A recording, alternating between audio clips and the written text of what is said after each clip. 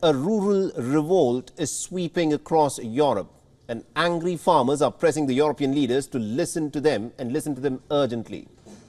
Their protests have taken the European Union by surprise, and at the moment, the European Parliament building is where all the action is happening. The farmers pelted eggs and stones. They set off fireworks and also started bonfires. They blocked highways around Paris, and the farmers intensified their protests from Belgium to Portugal across different nations in Europe. But what is driving these protests by the farmers? The issue is that of the rising cost of agricultural production, debt, price pressures, extreme weathers, and also cheap imports that are now coming into the European Union are the common grievances. As the European Union's 27 leaders gathered for a summit on Ukraine aid, farmers entered the Belgian capital and blocked the heart of the European Union, with nearly about 1,000 tractors that were brought into Brussels.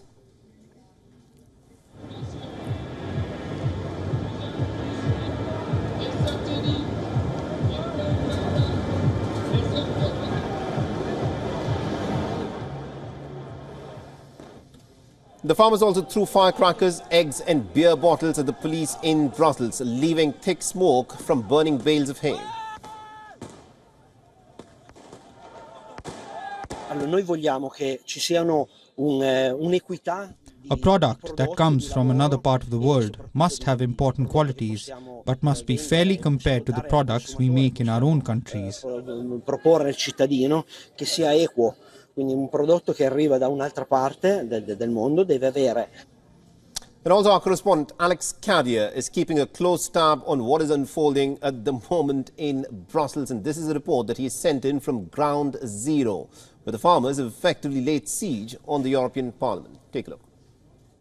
You can probably see behind me, they've lit some bonfires just a few moments ago. About just over my shoulder, protesters were throwing bricks at police. This got quite heated, quite tense. The message from the farmers is that their production costs are through the roof, but the price at which they sell their products is through the floor, and so they are not going to be financially viable for long. And that is one of the key issues being expressed by these farmers, saying that they want to continue, but without farmers, the European Union will not have food. That is the message. Now, the counter-argument, or one of the things that some of the leaders are saying, is that actually European farmers are some of the most subsidised in the world. About 20% of the EU's budget goes to direct subsidies for farmers across the European Union, but that hasn't stopped these particular farmers coming here and having their voices heard.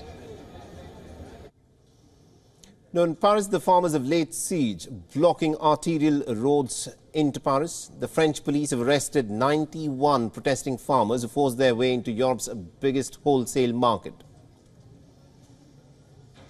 The similar protests have been witnessed in Germany, Poland, Romania, Belgium and Italy.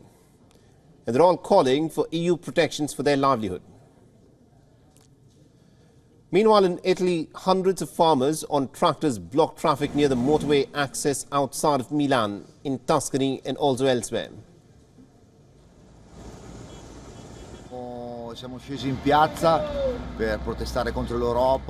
We took to the streets to protest against Europe and the new laws it is making. Agriculture has already been on its knees for a long time, and we took to the streets because we've reached the end of our rope. We have a very meager income.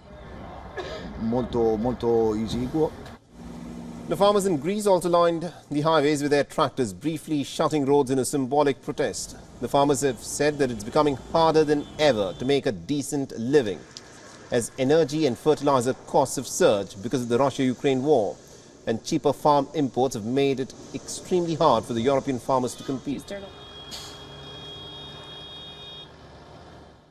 The EU externally has really tried to mobilize exports from Ukraine in a way to provide aid to Ukraine, but this has caused a lot of uproar and stir and discontent with farmers within Europe, specifically out of a fear of competition. WION is now available in your country. Download the app now and get all the news on the move.